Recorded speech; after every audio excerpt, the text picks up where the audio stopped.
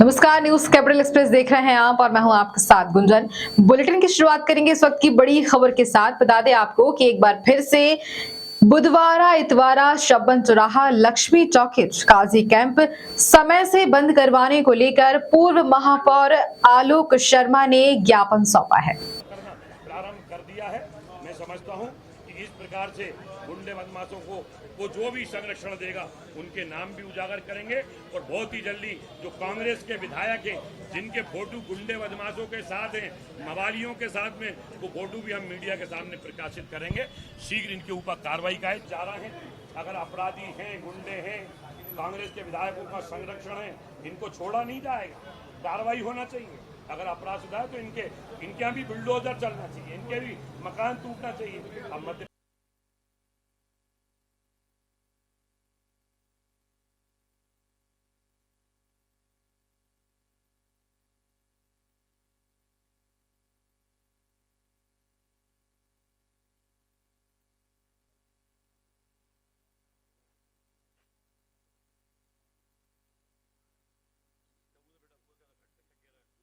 भोपाल में दो कानून नहीं, एक कानून का पालन होना चाहिए। अब कमलनाथ के कोई कानून मानून यहाँ चलने वाले नहीं।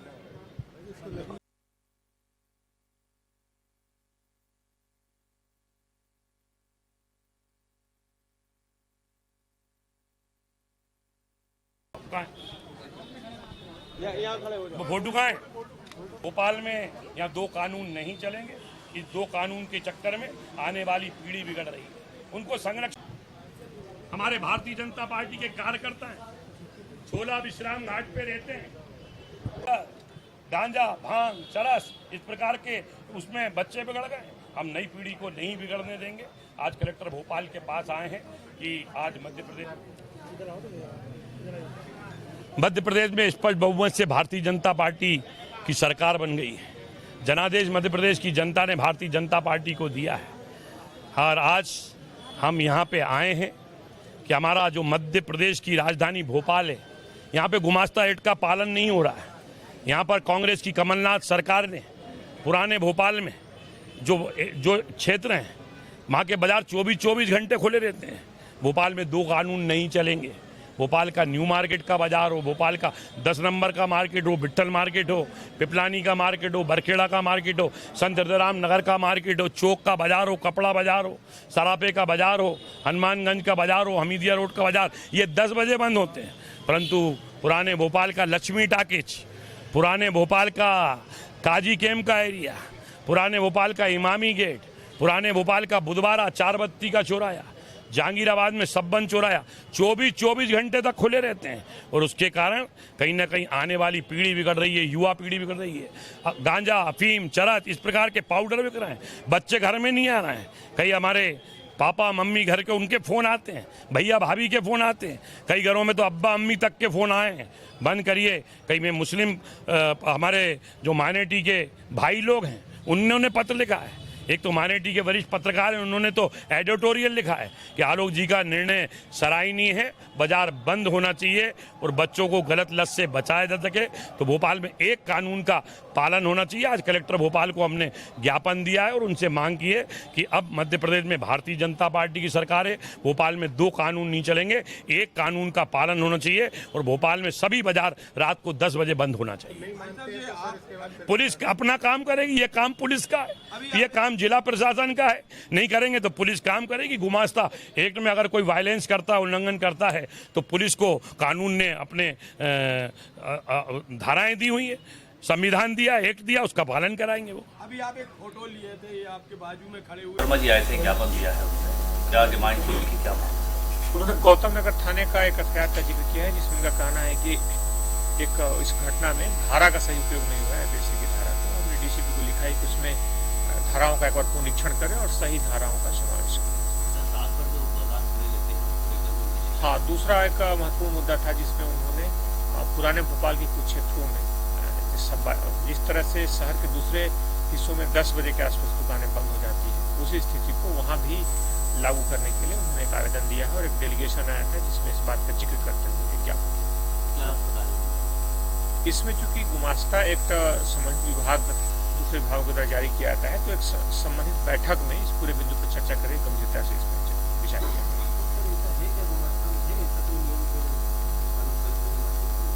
उसमें अलग समय सीमा उसमें तय कर सकती है स्थानीय व्यवस्था के द्वारा। पूर्व में उसमें क्योंकि अलग अलग क्षेत्रों में उसमें समय सीमा अलग तय की गई है, उस मुद्दे को लेकर के पूरे शहर में एक ही समय में सभी जगह दुकानें बंद होनी चाहिए, इस मुद्दे को लेकर के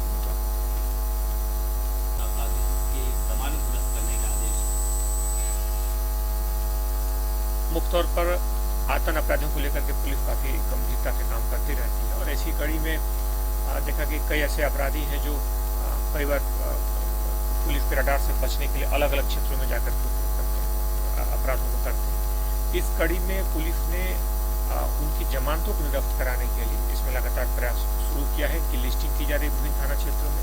इस बारे में कल सभी वरिष्ठ अधिकारियों के साथ एक बैठक भी की गई, और सभी जो अपराधी हैं उनके आपराधिक रिकॉर्ड के अनुसार उनकी समीक्षा की जा रही है, और साथ ही साथ उनके पुराने जो आतंक अपराधी हैं उनके पुराने मामलों में इसको जमानत निरस्त करने की प्रक्रिया शुरू की जाएगी।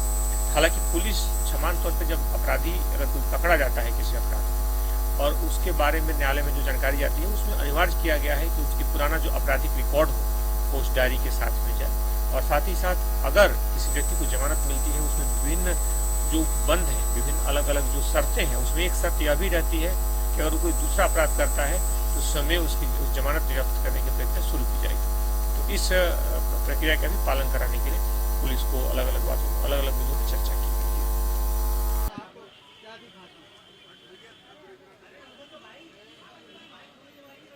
ए पाटीदार जी, आप बातचीत नहीं करें, आप सहयोग करें।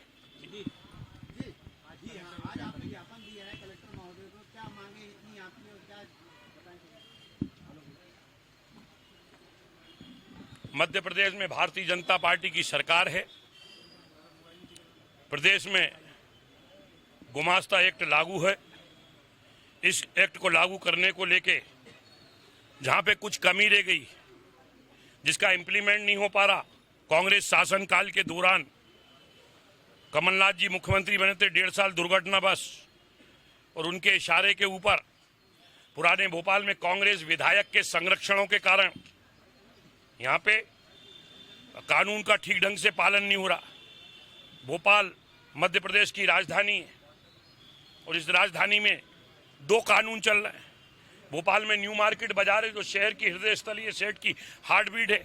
सरापा बाजार है, कपड़ा बाजार है, लोहा बाजार है, इतवारा है, जुमेराती है, हनुमानगंज है, घोड़ा निक्का से हमीदिया रोड है, संत हृदयराम नगर का मार्केट देख लीजिए, हमारा बरखेड़ा का मार्केट देखिए, पिपलानी का मार्केट देखिए। सारे बाजारों में गुमास्ता एक्ट का पालन हो रहा है। परंतु पुराने भोपाल में काजी कैंप है, लक्ष्मी टाकीज है, बुधवारा है, इमामी गेट है। क्या ये पाकिस्तान में आते हैं? ये भी हिंदुस्तान के हैं। इसके अंदर ऐसा थोड़ी होगा कि काजी कैंप 24 घंटे खुले रहे, लक्ष्मी टाकीज 24 घंटे खुले रहे, बुधवारा 24 घंटे खुला रहे, जहांगीराबाद 24 घंटे खुले रहे। हम आज कलेक्टर भोपाल के पास आए हैं, सभी पदाधिकारियों कार्यकर्ताओं ने उनको ज्ञापन दिया है, भोपाल में भी गुमास्ता एक्ट का पालन हो, कानून एक चले, एक कानून का पूरी तरीके से पालन हो। आज 2 कानून के कारण बच्चे बिगड़ रहे हैं, युवा पीढ़ी में नशे की लत लग रही है। कई लोगों के फोन आते हैं, समाज के मम्मी पापा बोलते हैं कि बेटा घर नहीं आया, अब्बा अम्मी भी बोल रहे हैं कि बेटा घर नहीं आया। मुस्लिम समाज के कई लोगों ने मुझे पत्र लिखे हैं। एक वरिष्ठ पत्रकार जो मुस्लिम समाज के भी हैं, लोकतंत्र का चौथा स्तंभ है, उन्होंने तो अपनी कलम से संपादकीय लिखी है कि आलोक शर्मा के स्टेटमेंट को राजनीतिक दृष्टि से नहीं देखा जाए, कानून का पालन होना चाहिए। मुझे उम्मीद है कलेक्टर भोपाल को आज हम लोगों ने ज्ञापन दिया है, भोपाल में एक कानून का पालन होगा, और जैसे सभी बाजार रात को 10 बजे बंद होते हैं, Qazi camp, Lakshmi talkies, Imami gate, Peer gate, Budhwara, Itwara और हमारा जहांगीराबाद के बाजार सब रात को 10 बजे बंद हो, इसकी मांग करने के लिए ज्ञान प्राप्त हुई है कि कुछ शहर के हिस्सों में जो रात की दुकानें चलती हैं उसकी वजह से पब्लिक न्यूसेंस हो रहा है। तो इस संबंध में जो भी नियम है उनका अध्ययन करके और जो सभी स्टेक होल्डर्स से चर्चा करके जो भी कानून सम्मत कदम उठाने होंगे उनको उठाया जाएगा। आपराधिक प्रवृत्ति के जो लोग हैं सर उन पर कोई कार्रवाई वगैरह कुछ? और देखिए, आपराधिक प्रवृत्ति के लोगों पर लगातार हमारी कार्रवाई जारी। कल भी हम लोगों ने कार्रवाई करी थी और इसके अलावा माननीय मुख्यमंत्री जी के द्वारा जो भी निर्देश दिए गए हैं कि जो इस प्रकार के अपराधी हैं जिनके विरुद्ध गंभीर अपराध पहले से पेंडिंग है और जो जमानत पर छूटे हुए हैं उनकी जमानत निरस्त करने के लिए तत्काल कदम उठाए जाए। इस संबंध में कल सभी पुलिस अधिकारियों के साथ बैठक भी की है और जो हमारे प्रोसिक्यूशन ऑफिसर्स हैं उनको भी निर्देशित किया गया है। ऐसे लोगों को चिन्हांकित किया जाएगा और जल्दी से जल्दी उनकी जमानत निरस्त हो इस दिशा में प्रयास किए जाएंगे। कल भी जो गतपूर्णे कार्रवाई हुई थी उससे संबंधित जो अपराधी हैं उनके लिए भी उनकी जमानत निरस्त करने संबंधी कार्रवाई करने के निर्देश दिए। बाद में जो खुले में मांस की दुकानें हैं या फिर मछली की और लाउड स्पीकर को लेकर आप लोगों ने जो बैठक की है उसमें क्या तय हुआ है? क्या कुछ ऐसे स्थान चिन्हित किए गए हैं जहाँ किया जा रहा है इस तरीके की दुकानें? देखिए, माननीय मुख्यमंत्री जी के द्वारा जो निर्देश दिए गए हैं, शासन ने जो निर्देश निकाले हैं, पहले के जो आदेश थे सुप्रीम कोर्ट की गाइडलाइंस हैं उनका कड़ाई से पालन करने हेतु निर्देश प्रदान किए गए हैं और दोनों ही आदेश अगर जन सुरक्षा की दृष्टि से देखें या जनता के स्वास्थ्य की दृष्टि से देखें बहुत ही उपयुक्त हैं। कल हमारी जो बैठकें हुई हैं सभी धर्मगुरुओं के साथ भी, तो उनके सभी के द्वारा भी कहीं पे कोई ऑब्जेक्शन नहीं लिया गया। उनके द्वारा 7 दिन का समय मांगा गया है कि जिसमें कि सारे कानूनों का उनके द्वारा पालन कर लिया जाएगा और 7 दिन बाद फिर हमें एक बार टीम भेजकर उसकी जांच करानी है। इसी तरीके से जो खुले में मांस बिकता है उसके संबंधित जो विक्रेताओं की एसोसिएशन है उसके साथ भी हमारी बैठक हुई। उनको भी इस संबंध में कोई ऑब्जेक्शन नहीं है। उनके द्वारा भी 7 दिन का अवसर मांगा गया है। 7 दिनों के अंदर उनके द्वारा सभी ऐसे स्थानों पर जो अपारदर्शी कांच होता है उसको लगाकर जो भी नियम है उनका पालन कर लिया जाएगा। 7 दिन बाद हमारी जो दोनों टीमें हैं, नगर निगम की टीमें हैं और दूसरी तरफ जो हमारी पुलिस और मजिस्ट्रेट्स की टीमें हैं, दोनों के संबंध में जांच करेंगे और कहीं पर अगर वायलेशन पाया जाएगा तो कार्रवाई करेंगे। अभी कुछ जगह क्या ऐसी चिन्हित हुई है? विजय अहिरवार भारतीय जनता पार्टी अनुसूचित जाति मोर्चे के कार्यकर्ता हैं, छोला विश्राम घाट में रहते हैं। पिछले दिनों वहाँ कुछ असामाजिक तत्व हैं, गुंडे हैं, इनका थाने में रिकॉर्ड है। उन्होंने विजय अहिरवार ये हमारे पास खड़े हुए हैं, इनके साथ मारपीट की थी कि यहाँ गणेश जी की झांकी नहीं बिठाएं। अगर गणेश जी की झांकी आप बिठाएंगे तो हम आपके ऊपर कार्रवाई करेंगे, हमला करेंगे। गणेश जी की झांकी में भी तोड़फोड़ की थी, रात को तोड़फोड़ भी की, उसकी भी कंप्लेंट की थी, पर पुलिस ने बयान वगैरह लेके उसको तीसरी समझा। हमको आशंका थी कि हमारे विजय अहिरवार पे कभी भी हमला हो सकता है। इरफान बच्चा भोपाल का नामी गिरामी गुंडा, कई थानों के अंदर मुकदमे थे, हिस्ट्री सीटर बदमाश, कई बार जुलूस भी निकले भोपाल में। उसका इंतकाल जरूर हो गया, परंतु उस काम को उसका बेटा है सोनू बच्चा, उसने अख्तियार किया और हमारे कार्यकर्ता के ऊपर हमला किया है। जब पुलिस में इसकी रिपोर्ट की गई तो साधारण धारा में गौतम नगर पुलिस ने 324, 294 और 506 का मुकदमा दर्ज किया है। इसको लेकर मुझे नाराजगी थी कि भाई कम से कम चेहरे के ऊपर बार हुआ, 307 लगना चाहिए। और पुलिस कमिश्नर जी से आज हम मिले हैं, उनको बताया और उन्होंने इस मामले को काफ़ी गंभीरता के साथ संज्ञान लिया है और मुझको आश्वस्त किया कि हम धारा 370 लगाएंगे। मैंने 307 लगाएंगे, धारा 307 उसके ऊपर लगेगी। मैंने पुलिस कमिश्नर जी से ये निवेदन भी किया है कि अगर ऐसे अपराधी लोग हैं, अगर इनके ऊपर एक से अधिक मुकदमे हैं और ये मान नहीं रहे तो इनके यहाँ भी बुलडोजर चलना चाहिए, सख्त से सख्त इनके ऊपर कानूनी कार्रवाई होना चाहिए। धौलपुर जिला न्यायालय में आरोपी को जमानतदार न मिलने के कारण फरार हो गया। पुलिस फरार आरोपी की तलाश कर रही है। बताया जाता है कि हनुमानताल थाना में एक SC/ST मामले में गिरफ्तार आरोपी आशीष बिलथरे को गिरफ्तार किया गया है।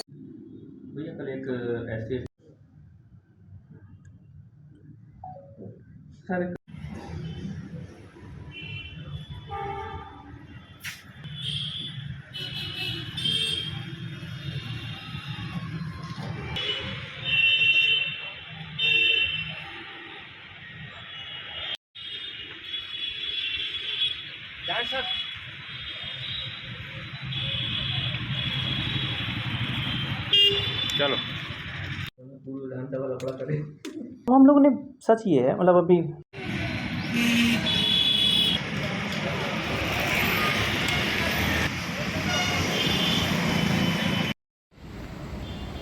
कोर का सोनकर है क्या?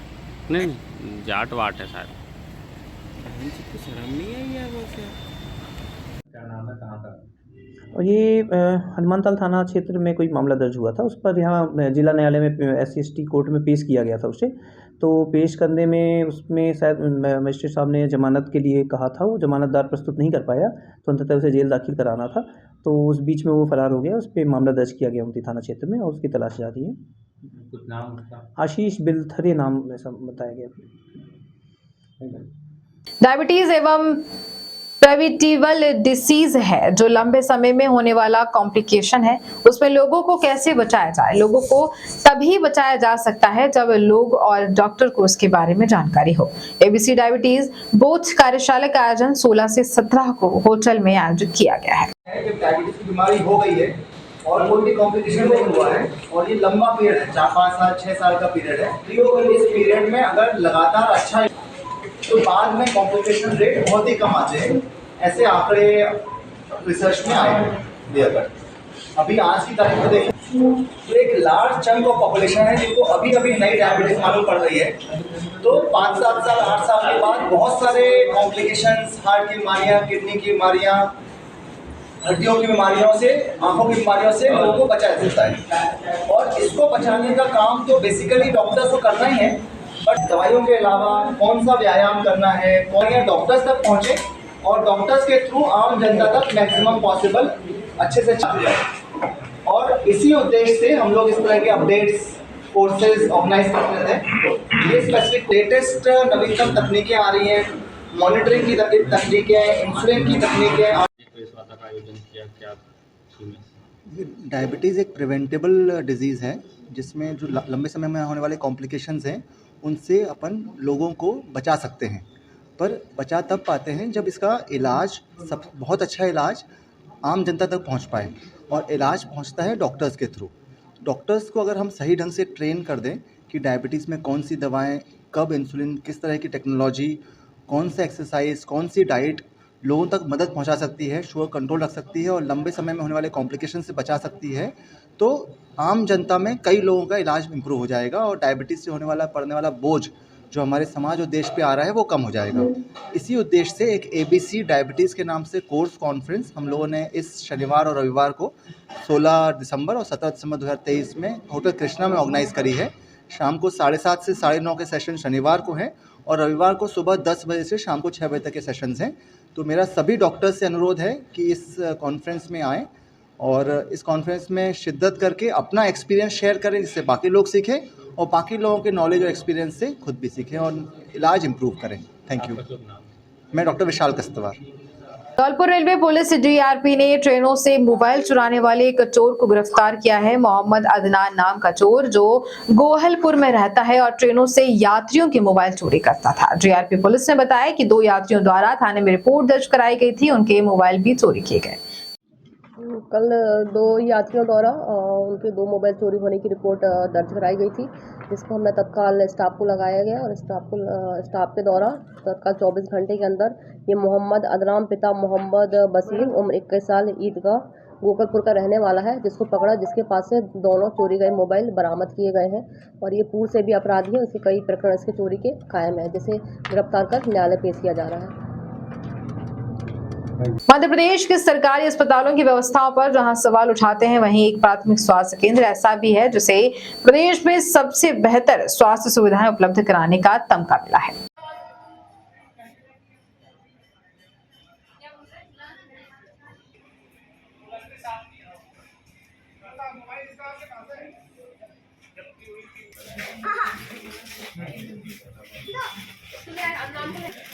जब्त किए होंगे ना, खुद ही पुलिस वाला लगेगा फिर। पूरे मोहल्ले में बदनामी हो जाएगी। तो काय करते ऐसे काम मोहल्ले में चैनल में नहीं चलाएंगे। अच्छा, ये मुंह छुपाने से तू बच गया। बताइए। PSC चरवा ने NQS national quality assurance services programme में पूरे नेशन में सर्टिफिकेशन प्राप्त किया है। 15 और 16 सितंबर 2023 को पीएससी चरवा का एनक्यूएस प्रोग्राम के अंतर्गत नेशनल सर्टिफिकेशन हेतु पार्टिसिपेशन हुआ था, जिसमें 6 डिपार्टमेंट थे: OPD, IPD, labour room, national health programmes and general administration, जिसमें सभी डिपार्टमेंट के record review and staff interview हुआ। पीएससी चरवा के समस्त स्टाफ ने और हमारे जो वरिष्ठ अधिकारी हैं उनके मार्गदर्शन से आज पीएससी चरवा ने पूरे नेशनल सर्टिफिकेट प्राप्त किया है। ये हमारे चरवा ही नहीं, पूरे मध्य प्रदेश के लिए गौरव की बात है कि एक पीएससी, हमारी एक तो पुरानी बिल्डिंग जिसमें ये सर्टिफिकेशन प्राप्त करना बहुत ही कठिन काम था, और दूसरा ये है कि पीएससी चरवा जो है छोटे से एरिया में है, जिसमें छोटे छोटे सामान के लिए हमें जबलपुर जाना पड़ता था, और हमारे समस्त स्टाफ के अथक प्रयास से और परिश्रम से आज हमने सर्टिफिकेट प्राप्त किया है। आगे भी पीएससी चरवा के समस्त स्टाफ का और मेरा यही प्रयास रहेगा कि मैं अपने संस्था को हर क्षेत्र में आगे लेकर जाऊं और हमारे पास आने वाले समस्त मरीजों का इलाज। राष्ट्रीय स्तर पर अस्पतालों के उन्नयन के लिए एक योजना शुरू की थी शासन ने 2018 से, नेशनल क्वालिटी एश्योरेंस स्टैंडर्ड्स, जिसके अंतर्गत इनका अस्पतालों का निरीक्षण किया जाता है और निरीक्षण के पश्चात अस्पतालों को प्रतिशत में अंक दिए जाते हैं और उस अनुसार फिर चिकित्सालय को बिस्तरों की संख्या के आधार पर अतिरिक्त राशि केंद्र सरकार देती है। इसके अंतर्गत हमारे जिले के प्राथमिक स्वास्थ्य केंद्र चरगवा का निरीक्षण हुआ था और उसमें वो सर्टिफाई हुआ, अर्थात वो प्रमाणीकृत हुआ है और 84.95% के साथ, एक बहुत अच्छे प्रतिशत के साथ उन्होंने पास किया है इसको। चूंकि वो 80 से 90% के बीच अंक हैं, इसलिए उन्हें प्रति बिस्तर प्रति वर्ष 7,000 रुपये अतिरिक्त राशि शासन से मिलेगी, जो चिकित्सालय के मेंटेनेंस, उसके उन्नयन के लिए उपयोग की जाएगी।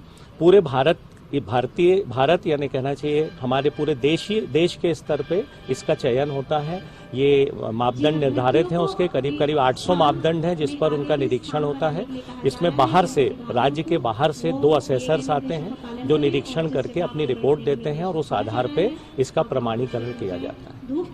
इनके अलावा भी जबलपुर जिले में, पूरे मध्य प्रदेश में एक बड़े गर्व की बात है कि पूरे मध्य प्रदेश में केवल जबलपुर ही ऐसा जिला है जिसके हर स्तर की संस्थाएं NQAS सर्टिफाई है। जिला अस्पताल हमारा सर्टिफाई है, एल्गिन अस्पताल सर्टिफाई है, इसके अलावा पाटन सामुदायिक स्वास्थ्य केंद्र, शहपुरा सामुदायिक स्वास्थ्य केंद्र, प्राथमिक स्वास्थ्य केंद्र हमारे 6 हो गए जो सर्टिफाई हो चुके हैं। तो हमारे यहाँ सबसे अधिक संख्या में NQAS में सर्टिफिकेट मिले हैं अस्पतालों को और हम पूरे अस्पतालों को उस मापदंड में तैयार करने का प्रयास करते हैं।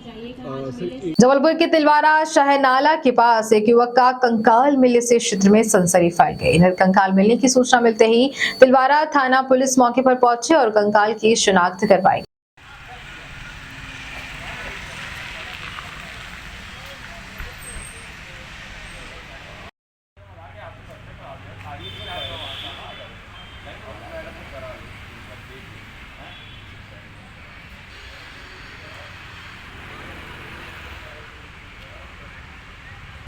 सर, एक गुम इंसान का कंकाल मिला है, क्या कुछ मामला है सर, कब गायब हुआ था? एक हमें कंकाल मिला है, नर कंकाल, और उसके साथ क्योंकि जो शव उसका जो क्षतिग्रस्त हालत में है, कंकाल में ऐसे कोई निशान तो नहीं पाए गए हैं, लेकिन उसमें जो भी वस्तु हमें प्राप्त हुई है, उसका बेल्ट है या कपड़े के निशान पे, तो उसकी शिनाख्ती कराई गई तो ऐसा पता चला कि हमारे यहाँ का ये गुम इंसान रोहित कोरी है जो तिलवारा थाने में दर्ज था। हमने पूरा वो कंकाल का FSL और उसका परीक्षण कराने के पूरे प्रयास किए हैं। अभी हमने मेडिकल कॉलेज भी भेजा है जिसकी रिपोर्ट अभी प्राप्त है। तो प्रथम दृष्टया तो ये लगता है कि हमारा ये गुम इंसान था, ये उसी का ही शव का नर कंकाल है और हम जांच कर रहे हैं इसकी। सर, कहाँ का रहने वाला था, क्या गुम इंसान में कहाँ निवास करता था? गुम इंसान के बारे में तो मुझे मालूम नहीं, लेकिन तिलवारा थाने में गुम इंसान दर्ज था। इसका पर्टिकुलर स्टेट के बारे में थाना से संपर्क करना पड़ेगा। Indian red cross society Jabalpur द्वारा संचालित वृद्धाश्रम में कर्मचारियों और अधीक्षिका द्वारा वृद्धजनों को प्रताड़ित करने और वृद्धजनों को रस्सी से बांधकर रखने का वीडियो वायरल हुआ। वीडियो वायरल होने के बाद जिला कलेक्टर ने एक जांच टीम बनाकर निष्पक्ष जांच करवाई।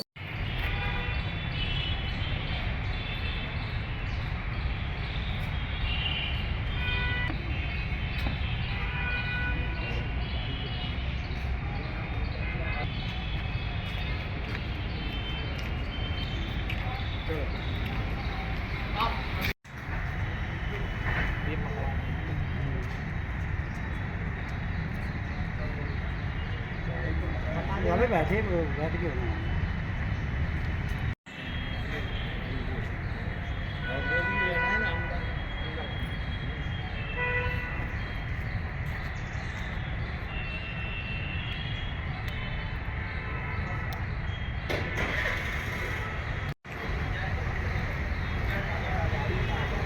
वो वाला वो पीछे वाला भैया पीछे का और इस साइड और आप इस साइड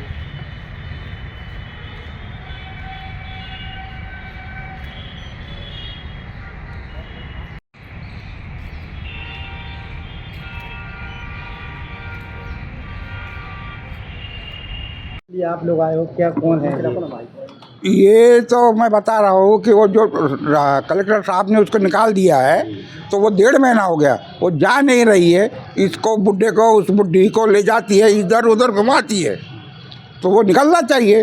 वो नहीं भगती, आपका शासन नहीं मान रही है तो पुलिस दो ले जाकर तो सामान फेंकवाओ। तो कौन है ये रजनी वाला? रजनी वाला वहाँ की संचालक है, पहले थी, अब नहीं है, 1.5 महीना हो गया तो फिर भी शासन जमाए पड़ी है। किस तरह धमकी दे रही है आप लोगों को? धमकी यही क्या, तुम हमारे साथ चलो, वहाँ चलेंगे साहब के पास, वहाँ जाएंगे कलेक्टर के पास, जाते हैं मगर कुछ होता नहीं है।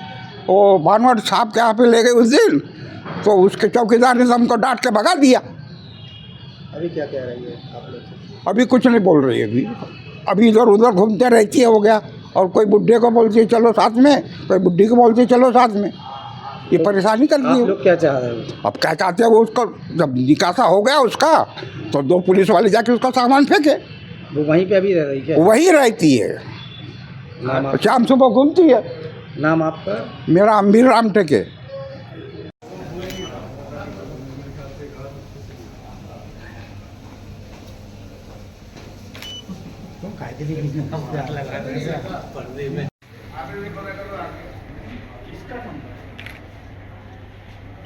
चलो सहयोग किया है जी, बताएं आप लोग कहाँ से आए हो? क्या हम लोग वृद्ध आश्रम से आए हुए हैं। मैडम धमकी देती है आप लोगों को बाहर निकाल देंगे, ज़बरदस्ती सिग्नेचर करवा दी, इस पर सिग्नेचर करो, उसमें करो। कौन मैडम है ये? ये रजनी बाला सोहन। वहाँ पे क्या है ये अब कुछ नहीं है, पहले थी वो भूतपूर्व।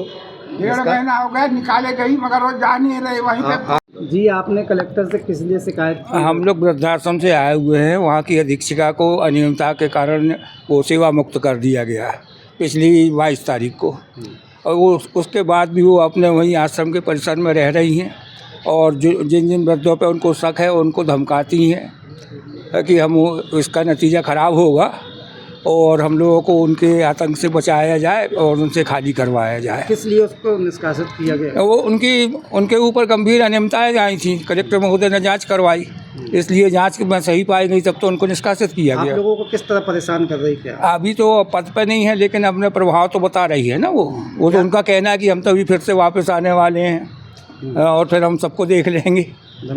धमकी और वहाँ जो सामान आता है हाँ वो भी अभी जा रहा है, कर्मचारी तो उनके पुराने ही हैं ना सब।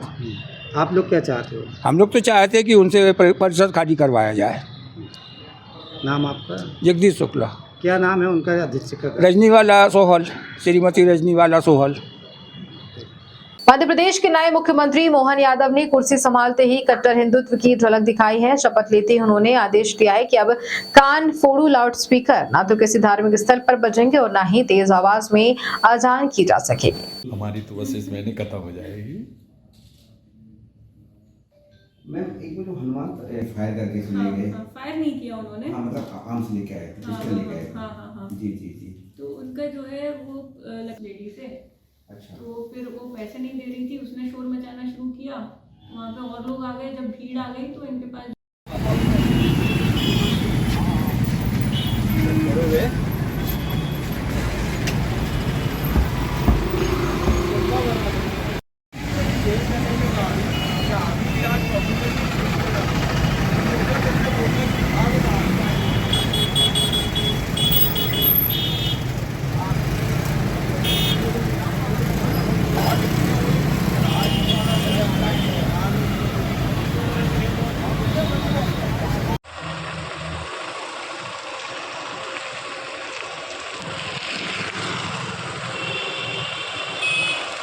कल प्रदेश आए हैं लाउड स्पीकर को लेकर, क्या ये कल गृह विभाग मध्य प्रदेश शासन के द्वारा कुछ निर्देश जारी किए गए हैं। धार्मिक स्थलों पर ध्वनि विस्तारक यंत्र जो होते हैं जैसे लाउड स्पीकर, डीजे, इनके उपयोग को लेकर के इसमें जो विभिन्न पूर्व से प्रचलित नियम है, इसमें जैसे कोलाहल अधिनियम है और एनजीटी की गाइडलाइंस है, उसको लेकर के निर्देश दिए गए हैं कि हर जिले में एक एडीएम स्तर के अधिकारी के नोडल बनाए जाकर उनके अंडर एक उड़न दस्ते का जो है गठन होगा और जो भी शिकायत ध्वनि विस्तारक यंत्रों को लेकर के प्राप्त होती है उसका 3 दिन में निराकरण किया जाएगा।